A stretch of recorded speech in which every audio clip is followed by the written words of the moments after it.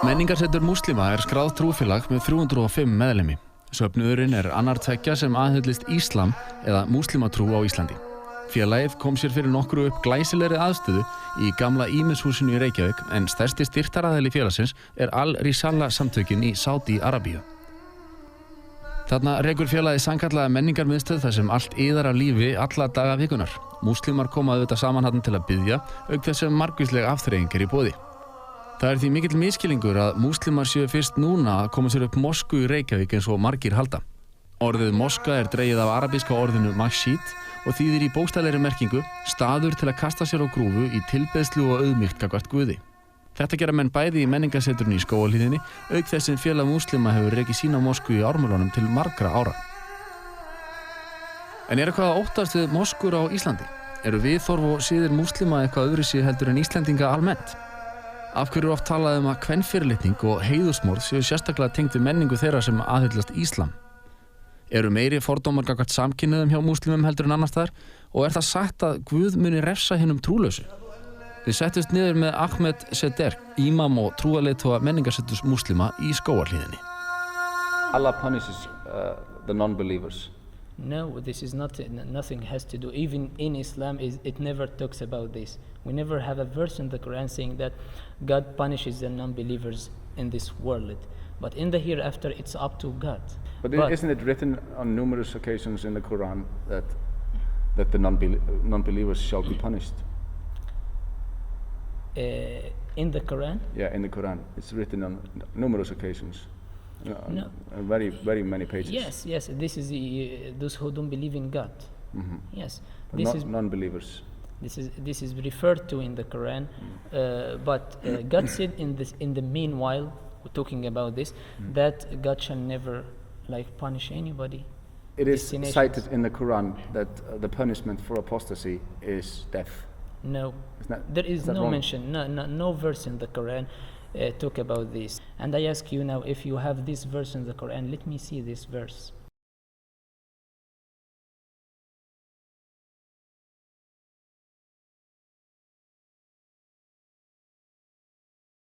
We have some cases of honorary killings in Europe, in Sweden and Germany.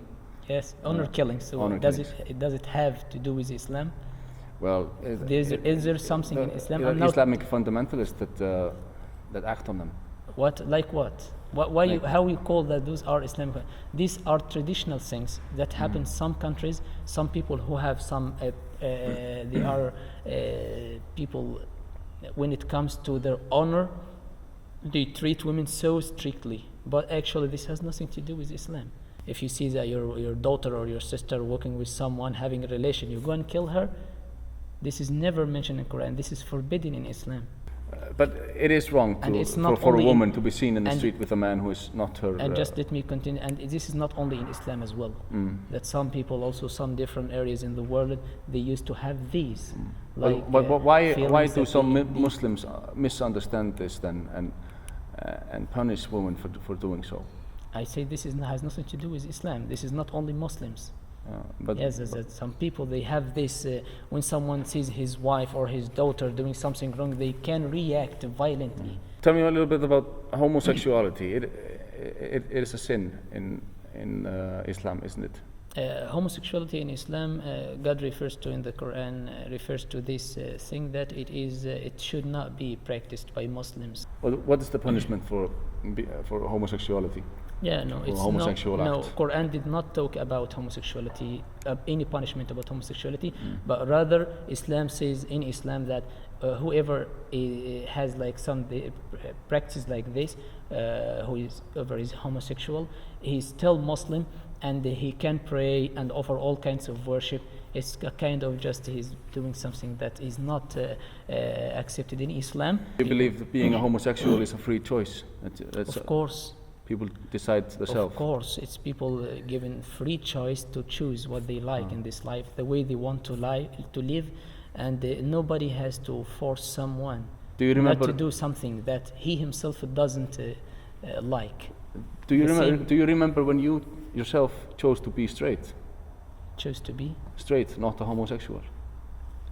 Straight, you mean, what do you mean by straight? By like a non-homosexual, like Because being straight... heterosexual man. Did you make that decision yourself? You know this, we are born and we live a certain kind of life.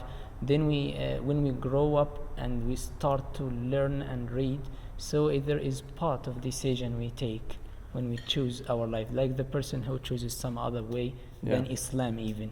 But people who change. That doesn't answer the question. Do you remember the day when you decided not to be a homosexual and you decided to be a heterosexual man? No, it's not. There is no day. So why do you say that homosexuals decide that they should become homosexuals? I did not say so. Well, you said it was their free choice and they decided themselves. No, for some, if it happens for some people to become, because we have some people who used to live like be straight, as you said, the word, and then they change. This happens. Not all people are born like this. Well, there are some people, you got my point, some people who like used to be married. It happened even, I know people who were married to like a man married to a woman, or a woman married to a man, then she changes. So this is what probably they have been homosexual the whole time, but they didn't dare to come out. Maybe, so this is something that it's not me who decide about it, if they were born like this, or they were like non-homosexuals, and then they decided to change. Some people, when they are in distress, when they are in trouble, they go and commit suicide. This never happens in Islam. If you see like one person among millions, yes, but this happens many times among those people who have no faith. Some people, do you really believe that suicide doesn't happen among Muslims? I say it's so little, so few people. If it may be one among million and more millions. Are you sure? Have you seen any statistics on this? Yes, is this your feeling, or not my feeling? I read the newspaper. I did not make like have statistics, but I read before some statistics about this. But it's not in. You can check it and get it again. But that's known. It's in the Muslim world. The statistics of those who commit suicide. It's so much less than in the other world or the non-Muslim world. Það stundum sagt að fjölskyldan sé hornsteinn hinnar íslömsku menningar, að þar sé réttur eiginmanns, konu og barna alltaf í fullkomnu jafnvægi. Við hins vegar tókum eftir því að konum var gert að vera á afviknum stað upp á efri hæð moskunnar. Við óskum eftir því að fá að ræða við þær og fengum að spjalla við þær Írisi Sigurðardóttur og Guðrúnu Aðalsteinsdóttur. Hvað hafið þið verið lengi, hvað langt þið tókuð þessa trú, Íslam? 2005, ég 2007. En Íslendingar eru vanir öðrum guð. Er þetta ekki óvenjulegt fyrir íslenska konur að vera í þessari trú? Þetta er enda sami guðinn. Já. Hann heitir bara Allah á arabísku. Já. Nei, á sér. Bara nota líka orðið Allah, bara láta það koma fram. Já. Ég var mjög trúuð sem barn og ég bara tengist Íslam bara, mér fannst ég bara vera komin heim. Þeir sem að gagnrýna trúna, þeir tala oft að konur séu, þeir séu of undirgefnar í þessu og þær eru látnar lúta við lægra hald fyrir kallinu. Hvað finnst ykkur það? Þetta er náttúrulega misjafnt, bara eins og gengur gerist í öllum þjóðfélögum. Þetta eru mjög sterkar konur í Íslam. Þeir hafa þó ekki talað við konurnar sjálfar. Þetta er bara áætlað út frá því sem þeir sjá og heyra allt slæmt í fréttunum. Það er aldrei neitt gott í fréttunum. Þetta eru sterkustu konur sem ég veit um. Það eru konur sem eru múslimska konur. Það eru alveg ótrúlega sterkar. En hvernig túlkið þið þetta að ykkur er gert að vera hérna uppi og meðan að kallarnir eru niðri? Af hverju er þessi aðgreining? Þetta er virðing. Þetta er virðing fyrir okkur. Okkur finnst þetta þægilegra. Við getum einbeita sér betur. Við getum sinnt börnunum. Já, við getum sinnt börnunum betur. Eins og til dæmis með brjóstagjöf og svona, við þurfum ekki að hafa áhyggjur af einhverju kallar í kringum okkur. En svo sjáum við allt. Já, við sjáum allt sem við erum að byrja. En þeir þurfa að hafa fyrir því að sjá að þeir vilja sjá innu. Þannig að okkur finnst þetta rosalega þægilegt.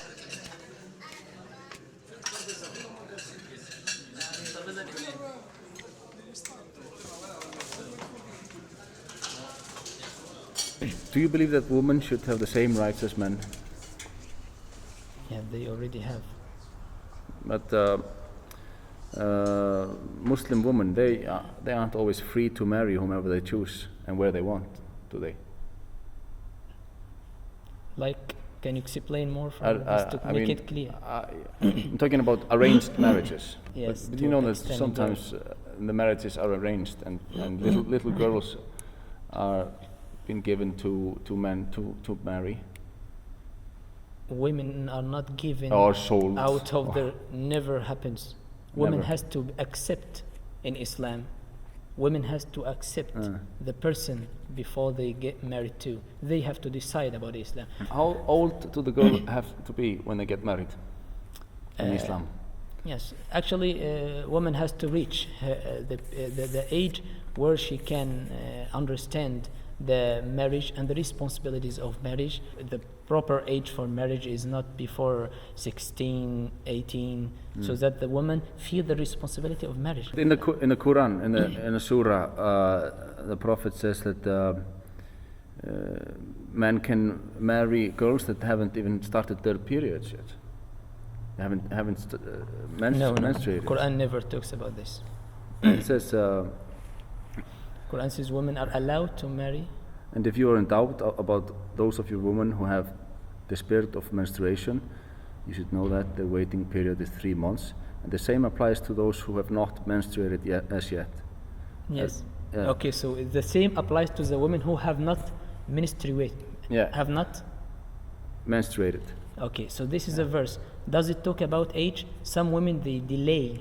When it happens that a woman, there happens a delay in this bleeding or this thing.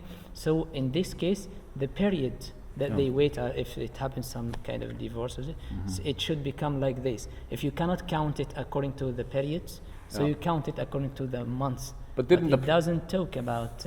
Didn't the Prophet, peace be upon him, marry a little girl when she was, 6 years old? And started to have... relations with her at 9, sexual relations. Yeah, it's 9. At 9, this is referred to in the not in the Quran. And at 9 age. But we're speaking about the Prophet. Yes, I know. The Quran talks about Prophet Muhammad. Yeah. Also, it talks about the Prophet. So this is not mentioned in the Quran. This history, first.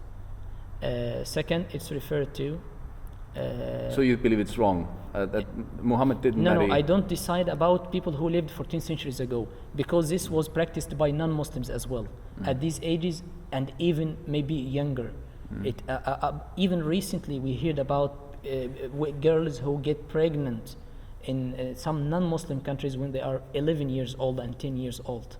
Through even illegal relation, not through marriage. Yeah, but so they get pregnant in illegal relations in Muslim countries when they get married very young. No, this is not. Yes, I know. What I mean, this practice has nothing to do with Islam particularly. We are not talking about Islam. You asked me about now. I said this is the proper age to marry.